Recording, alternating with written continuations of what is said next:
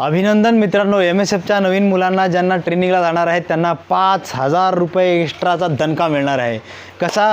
MSFच्या ट्रेनिंगसाठी गेलं की नंतर आपल्याला माहीत आहे 15,000 रुपये आपल्याला डिपॉझिट रक्कम भरावी लागत असते, परंतु आता महामंडळाने ते वाढवून 15,000चे 20,000 केलेले आहेत. म्हणजे 5,000 रुपयांची त्याच्यामध्ये वाढ करण्यात आलेली आहे. कशामुळे झालं तर सरकारचा निर्लज्जपणा तर आहेच आहे, परंतु महामंडळसुद्धा आपलं बेशरम आहे आणि त्याच्यात आपण आमच्यासारखे कर्मचारी यांचा निष्क्रियपणा, ज्याचे परिणाम आपल्याला आता ही जी नवीन बॅच जाणार आहे त्या विद्यार्थ्यांना, गरिबांच्या पोरांना पडणार आहेत.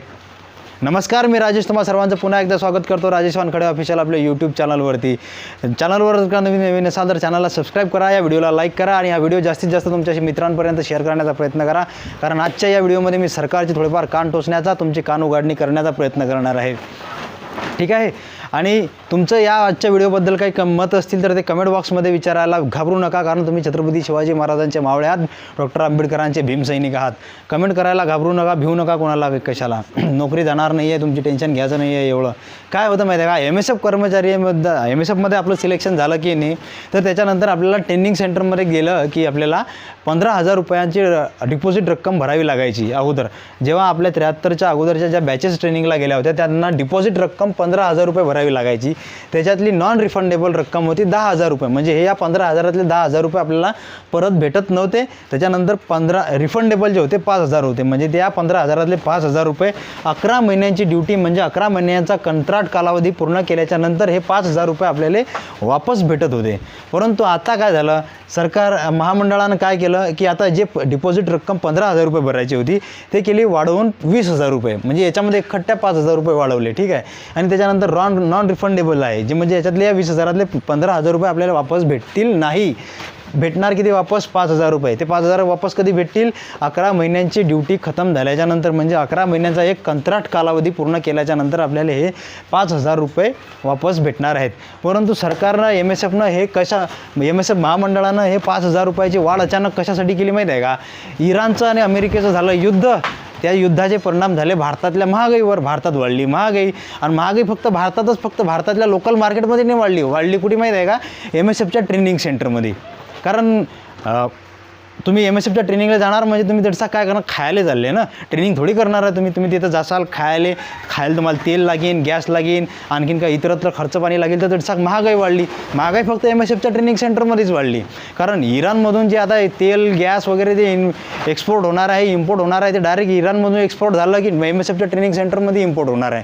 बाकीच्या लोकल मार्केटमध्ये थोडी होणार आहे. लोकल मार्केटमध्ये झालं की जिथून तुम्ही सामान खरेदी करता, जिथून तेल खरेदी तुम्ही करता, जिथून गॅस तुम्ही खरेदी करता, गॅस तुम्हाला त्याच भावामध्ये भेटणार आहे. परंतु MSF ट्रेनिंग सेंटरमध्ये गॅसचे भाव वाढलेले आहेत, बाकीच्या लोकल मार्केटमध्ये नाही वाढलेले.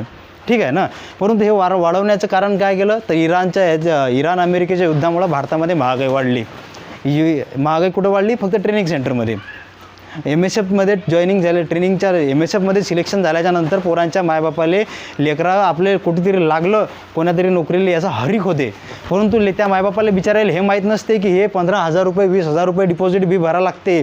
त्याच्यानंतर हे पोरगं ड्युटीवर लागेन. कधी ड्युटीवर लागल्याच्या नंतर त्याचे त्या मुंबईमध्ये गेलं की त्या मुंबईला रूम करायसाठी डिपॉझिट, त्या मुंबईमध्ये रूम केली की त्याच्यानं डिपॉझिट भरावं लागल. डिपॉझिट करून त्या गॅस घ्यावं लागेल. गॅसही आता काही सस्ता भेटत नाही, 3-3 हजाराचा गॅस भेटते. म्हणजे तो MSFमध्ये जॉईन होईपर्यंत पहिला पगार त्याच्या खिशामध्ये येईपर्यंत की मायबापाला सांगेपर्यंत बाबा हा मला पहिला पगार आला, या पगार त्याच्या मायबापाच्या हातामध्ये द्यायच्या अगोदर त्याला त्याच्या मायबापाच्या खिशातून 40-50 हजार रुपये द्यावे लागतात. याच्यावर हे सरकारच्या लक्षात येत नाही. सरकारच्या लक्षात भलीभाती येते, परंतु सरकार बेश्रम आहे. आणि आपल्याला गरज व्हायला आहे ना, कारण आपली ते बेरोजगारीचा आलम एवढा खतरनाक व्हायला आहे की आपण बोलायला तयार होत नाही. आपल्यामध्ये हिंमत नाही आहे तेवढी. जे पोरं आहेत ऑलरेडी MSFमध्ये लागेल ते बी घुटून मेल्यासारखे फक्त ड्युटी करायचं काम करतात. कोणी चकार शब्द बोलायला तयार नाही आहेत. मित्रो, खरं सांगा तुम्ही मला, तुमचं 20,000 रुपयामध्ये MSFमध्ये 20,000 रुपयाच्या 19,000 रुपयामध्ये तुमचं मुंबईमध्ये भागते का रे? आज तुम्ही सांडे हा एकटे दुखते हा तुम्हाला काही वाटत असेल, पण विचार करा, जर उद्या तुमची फॅमिली होईल, तुमचं लग्न होईल, तुमचा खर्च, तुमच्या बायकोचा खर्च, तुमच्या लेकराचा खर्च, मुंबईमध्ये रूमचा खर्च, राहण्याचा खर्च, याच्यामध्ये तुमच्या पगारामध्ये 20-19,000 रुपयामध्ये होणार आहे का तुमचं? तुम्हाला बोलण्यासाठी काही वाव आहे, परंतु तुमची बोलण्याची हिंमत नाही आहेत. कशासाठी? सरकारला काही घेणं देणं नाही आहे. सरकार याच्यामध्ये फक्त मशगूल राहते, फक्त निर्णय घेण्यामध्ये. प्रॉब्लेम तुमचा आहे, तुम्हाला बोलावं लागेल ना बाबा. हो, कोण बोलाल याच्यासाठी? या प्रॉब्लेमवर कोणी बोलायला तयार आहे का? पगारवाढ करायची सांगितली, पगारवाढ केली नाही. परंतु मग आता थोडीशी महागाई वाढली तर खचकन ट्रेनिंग सेंटरमध्ये ट्रेनिंगची फीस कशी वाढवली तुम्ही ना 20,000 रुपये धसकानं? कारण महागाई फक्त का तुमच्या ट्रेनिंग सेंटरमध्ये वाढली का? आमच्या लोकल मार्केटमध्ये नाही वाढली का? याच्यानंतर तुम्हाला बोलण्यासाठी काही संधी आहेत, तुम्ही बोलू शकता, काही करू शकता. काही तुमचे मतं असतील तर या कमेंट बॉक्समध्ये प्रदर्शित करण्याचा प्रयत्न करा. पोरं ड्युटीच्या नंतर जॉईन झाल्याच्या नंतर पोराच्या मायबापाला हरीक असते, परंतु हे वास्तव जे आहे की 19,000मध्ये तुमचं या MSFमध्ये भविष्य होणार आहे का? याच्यावर आपण स्वतः विचार केला पाहिजे. काहीतरी अरे निदान नाही, काही असं नाही आंदोलनाची विषय नाही करता. मी माहिती आहे तुम्हाला नोकरी सहजासहजी भेटत नाही आपल्या कधी काही, परंतु मग आपण निवेदन तरी देऊ शकतो ना, कुणाजवळ जाऊन मुद्दा तरी मांडू शकतो ना, कोणासोबत आपण बोलू तरी शकतो, कोणीतरी मंत्र्यासोबत. काहीतरी करण्याचा प्रयत्न करा मित्र. आणखीन तुमचे काही या विषयाबद्दल काही मतं असतील, काही सांगावंचं असेल, काही बोलावंचं असेल तर कमेंट बॉक्समध्ये बोलायचा, विचारायचा प्रयत्न करा. आणि MSFचा पगार वाढ झाला पाहिजेत. MSFच्या कर्मचाऱ्यांच्या समस्यांबद्दल चालणं झालं पाहिजेत. त्यांच्या समस्या कोणीतरी जाणून घेतल्या पाहिजेत. त्यांना कशा पद्धतीच्या प्रॉब्लेम्सना फेस करावं लागतं याच्याबद्दलही विचारणा झाली पाहिजेत. याच्याबद्दलही तोडगा निघाला पाहिजेत.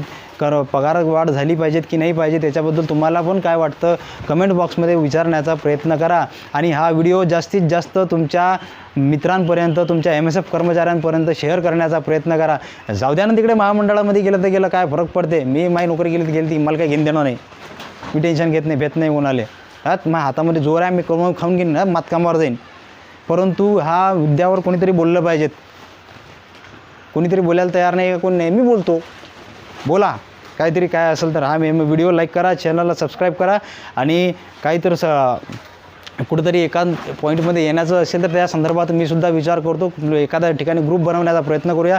नाही आपल्याला अधिकारिकरित्या संघटन बनवण्याचा काही अधिकार तर मग काहीतरी व्हर्च्युअल आभासी संघटन जे आहे ते करण्याचा सुद्धा प्रयत्न करू शकतो. आपण कुठंतरी निवेदन देऊ शकतो, कुणातरी मंत्र्याला भेटू शकतो. आपला मुद्दा हा चर्चेत आणण्याचा प्रयत्न करू शकतो. यावर तुमचं मत काय आहे ते कमेंट बॉक्समध्ये प्रदर्शित करा. आणि व्हिडिओला लाईक, चॅनलला सबस्क्राईब करायला विसरू नका. मी राजेश भेटतो तुम्हाला पुढच्या व्हिडिओमध्ये. ठीक आहे.